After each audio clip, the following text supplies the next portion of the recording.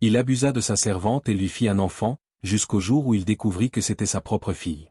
Jonas rentra plus tard que d'habitude. Sa chemise imprégnée d'alcool, il marchait dans le couloir sombre de la grande concession. Hawa, sa femme, dormait profondément dans la chambre conjugale, épuisée par une longue journée de négociations et de frustrations silencieuses. Cela faisait 17 ans qu'ils étaient mariés sans enfants et chaque nuit, elle s'endormait avec ce vide douloureux. Dans la cuisine, Halima, la jeune domestique, rangeait les ustensiles après avoir nettoyé. Elle travaillait avec discrétion, toujours les yeux baissés, comme si elle voulait disparaître dans les murs. Mais Jonas l'avait remarqué, trop remarqué. Depuis des semaines, il s'approchait d'elle avec des gestes équivoques, des paroles lourdes. Il s'arrêta à l'entrée, la voix basse, « Halima ». Elle sursauta, fit semblant de se concentrer sur une assiette qu'elle essuyait. « Oui, monsieur Jonas. » Il s'approcha, le souffle chaud, « Tu sais que tout ce que tu as ici vient de moi. Sans moi, tu retournerais au village les mains vides. Tu comprends ?» Elle ne répondit pas. Ses yeux embués en disaient long. Elle savait que ce silence, il en profiterait encore. Elle pensa à sa mère malade au village, à son petit frère qui attendait son aide. Alors elle encaissait. Cette nuit-là, Jonas franchit la limite qu'un homme digne n'aurait jamais dû franchir. Il força la jeune fille. Le lendemain, Hawa descendit dans la salle à manger, impeccable dans son panier crème. Elle jeta un regard distrait à son mari qui sirotait son café. « Jonas, n'oublie pas notre rendez-vous avec le médecin demain. Je veux reprendre les traitements. Je ne supporte plus les murmures de la famille. » Jonas hocha la tête, sans enthousiasme.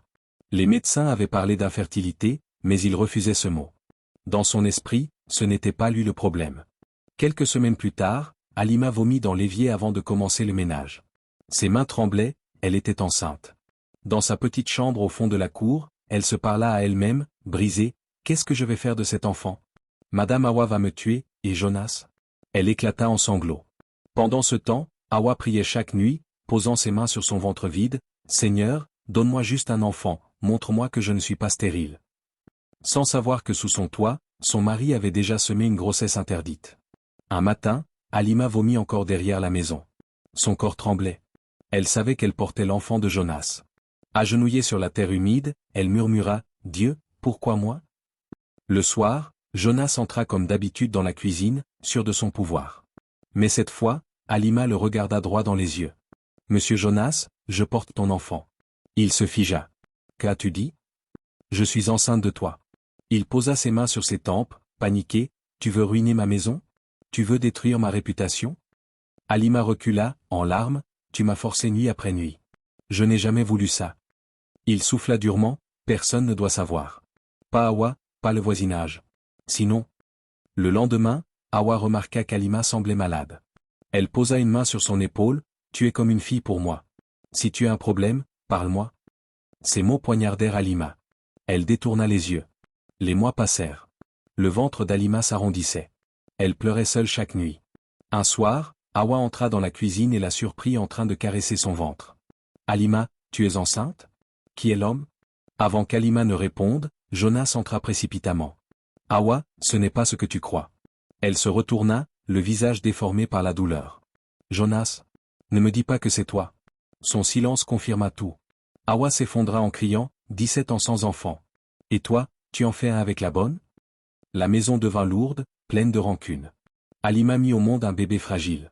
C'est Hawa qui le prit d'abord dans ses bras, ses larmes tombant sur son front. « Seigneur, pourquoi ce miracle vient-il de ma douleur ?» Jonas regarda l'enfant, une tempête dans son âme.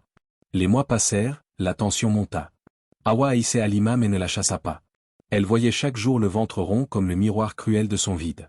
Parfois, elle jetait à Halima des paroles glaciales, « Tu as volé ma place. Tu n'es rien. » Halima encaissait en silence, mais chaque mot la brisait. Jonas, lui, fuyait la maison, rongé par une peur qu'il ne nommait pas. Hawa, ruminant, décida un soir de frapper plus fort. Quand Jonas revint d'un voyage, elle l'attendait dans le salon. Sans un sourire, elle lui tendit une enveloppe. « Ouvre. » Il sortit une vieille photo, celle de sa première compagne, morte des années plus tôt. Hawa murmura, « Regarde bien. Halima, c'est l'enfant qu'elle t'a laissé. C'est ta fille, Jonas.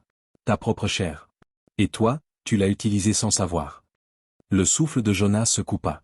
Il tituba, cherchant Halima du regard. Elle se tenait dans l'ombre, les yeux noyés de larmes. « Dis-moi que ce n'est pas vrai, Halima ?» Sa voix trembla. Elle hocha la tête, en sanglotant. Oui, papa. C'est moi. Le tonnerre tomba dans la pièce. Jonas s'écroula sur une chaise, détruit par la vérité. Tout ce qu'il avait fui autrefois revenait comme une malédiction. Hawa observait, glacial, comme si cette révélation suffisait à le punir pour toujours. Jonas leva les yeux vers Halima, dévasté. Je ne savais pas. Pardonne-moi. Mais Halima répondit, la voix pleine de douleur. Tu n'as jamais voulu savoir, Jonas. Tu ne m'as jamais vu autrement que comme un corps à exploiter. Aujourd'hui, tu sais enfin, mais c'est trop tard. Cette nuit-là, la maison sombra dans un silence pesant. Hawa disparut, Jonas resta seul avec la vérité insupportable, et Halima, désormais mère, n'avait plus qu'une certitude. Leur histoire n'était qu'une plaie ouverte. Fin de la première partie. La suite seulement si le peuple YouTube réclame la continuité.